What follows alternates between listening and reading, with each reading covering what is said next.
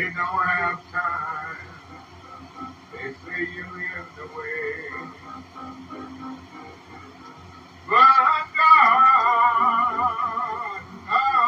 will take care of you.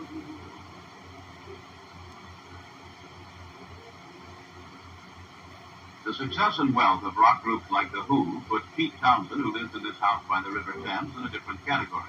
But he too feels he's communicating through music. Rock and roll is the glorification of communication. People are hearing it. You're selling millions of bloody records, sitting in a tin shed in the middle of nowhere, screaming about the frogs. Around the world, there's copy and they get rich off of it. Even take Tom Jones, he do Little Richard. And he's making 1,000 times more money than Little Richard made. So the coloured guy wants to get some feelings across to Dad. He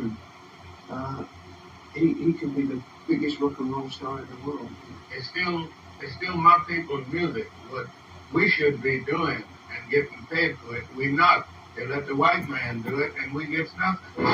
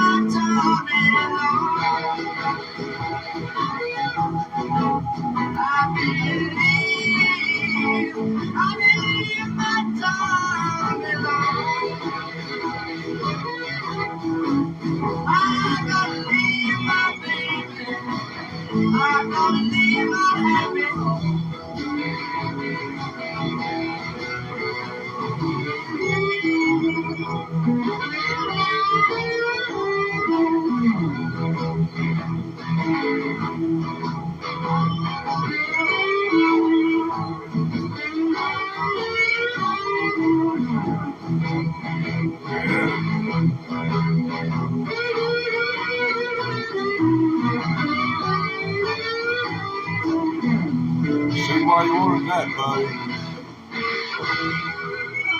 Okay. Being ill-treated all my life, when I got to England and found that people was different, that's what it is. I'd rather go to jail over here than to go back over there. I'm not going to look for nothing. I have everything in the house I want, so there's nothing I want. So I stay with the family. So now, I play your number now. Mama, move your false teeth. Papa want to tickle your belt. Jack's skills as an entertainer, as much as anything, were involved for his success here. He's very much part of the whole British blues scene. But the amazing thing to me is that 10 years after, he still plays extremely good southern blues piano. He's very true to himself. That's a remarkable thing to have done over the whole decade. I get it, son. Look out there now. Yeah. Chicken shit. And all of a sudden they say, take your time if you have to play and take a break. You say,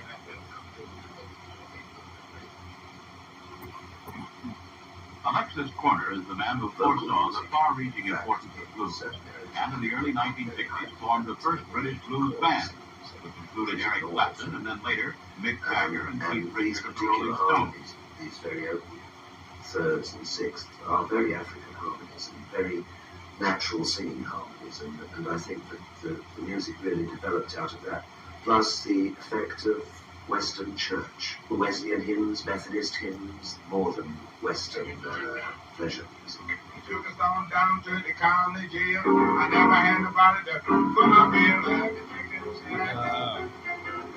chicken shack. Yeah, the chicken shack. Hey, Bubbles, that's us.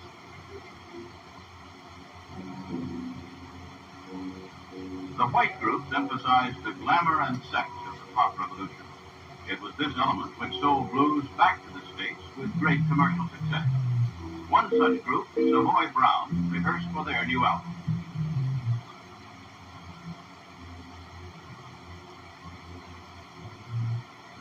it seems to me the blues has become a kind of lingua franca. It has actually become a modern music which has moved out of the ghetto, has moved out of one sector of the community and become a shared one for a generation rather than for a racial minority.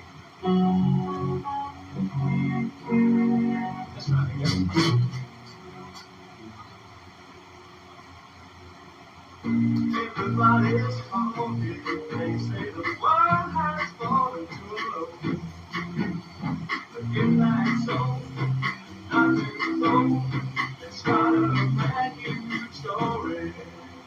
My firm conviction is that blues has affected the entire pop music development everywhere in the world. And I don't care what anyone says about it. Every time someone bends a note, it sounds like blues to me, because that's what it is, as far as I'm concerned. Everybody's talking, they say the world has fallen to the low. But if that's so, how does it go? Buddy, you gonna wake up tonight? I'm gonna quit giving you catnip. You gonna cut into my guitar practice, buddy. No fun there, bud. Try and call me. Can't help you messed up on that stuff. It's gateway drug. Told you. I'm gonna catch your digger out here one day. I'm gonna skin him and make a banjo hide out of him.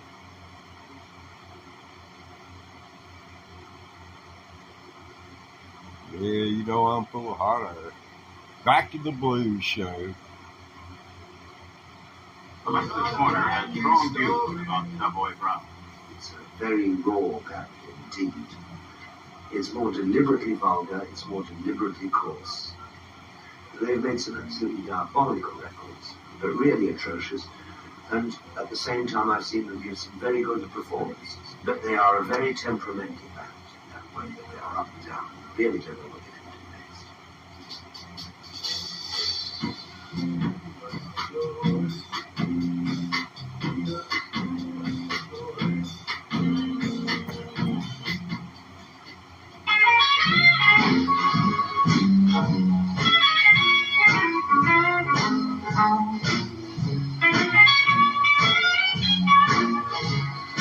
Yeah.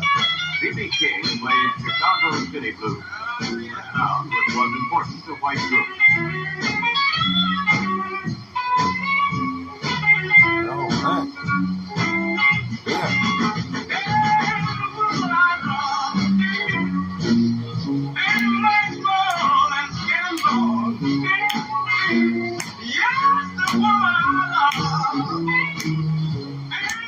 I was 12 when I heard my first blues record, and I liked it because it was very simple and very direct.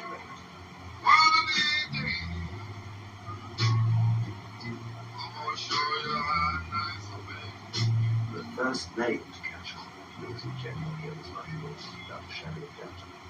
Muddy knew exactly what he was doing commercially. He had a tremendous ear for music that was going to become very strong and very heavy music. I think I'm out of receiver. The pilot said another mule. The chicken ain't gonna stop. I'm gonna kill you.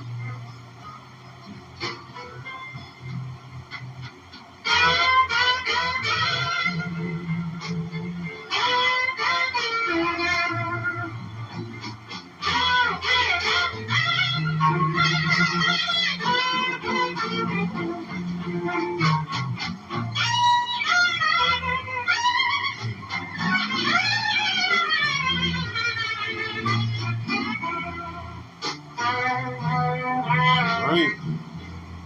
He turned it into straight sort of belly buttons to kneecap music, and it sold a fortune.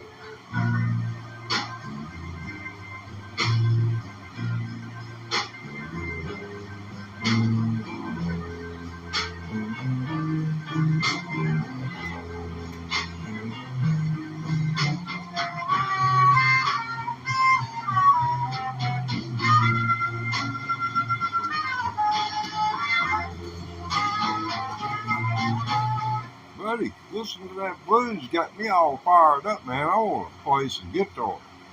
You just gonna lay there?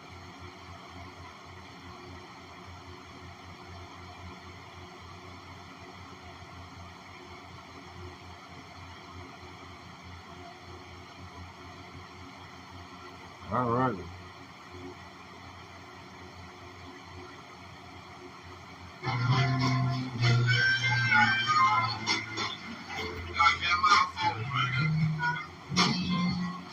Yeah, I know it sounds like a long distance call.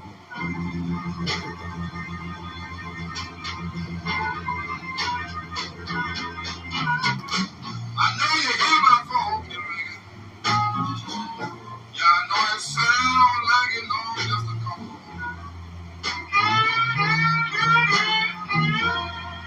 Oh yeah. Yeah.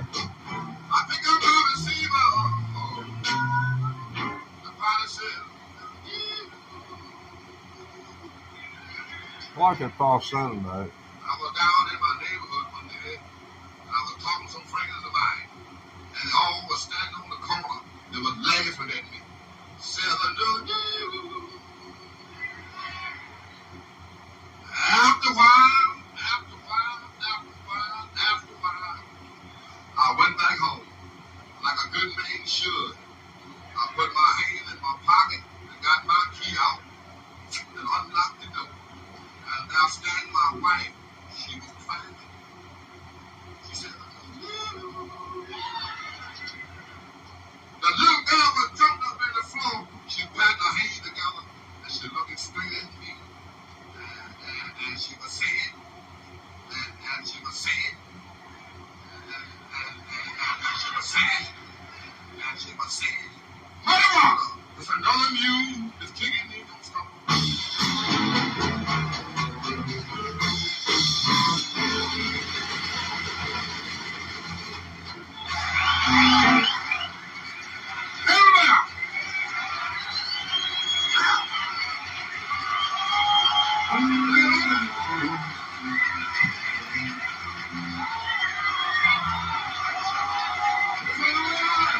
One, two, three, four.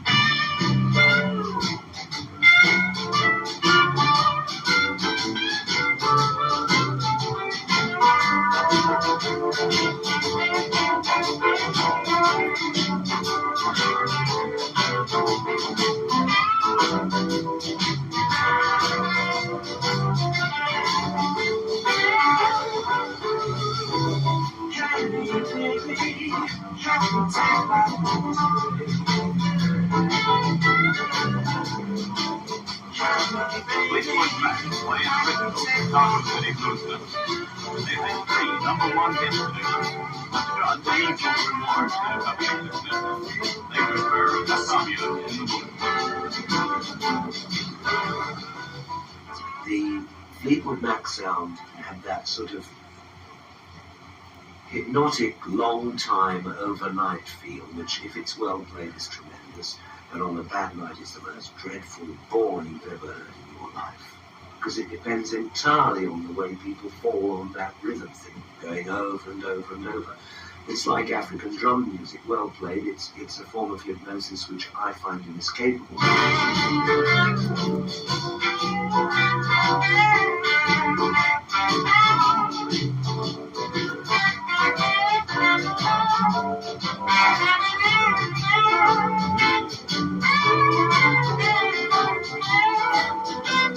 Doggone it, buddy. You're gonna get up from here. There you go. I'm gonna call 911. They got somebody come up here and deal with you back like that. You can curl up like Otis on Mayberry. This ain't Mayberry RFD. This is the land of lakes.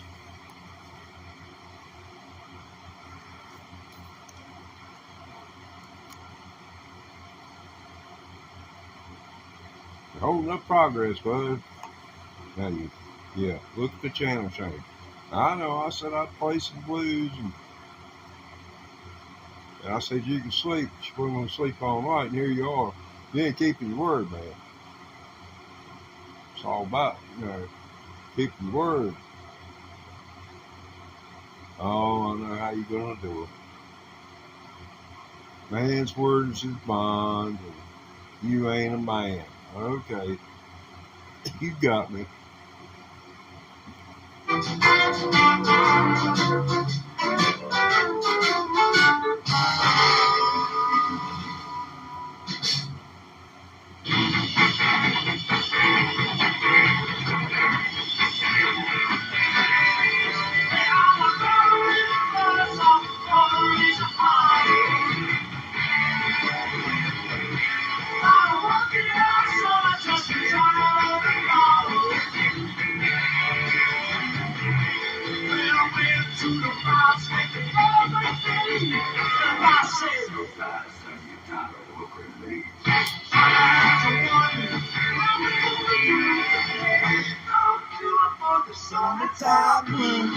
So my links with blues music and things like the 12-bar patterns are practically obsolete. The only thing I use a 12-bar for today is to jam with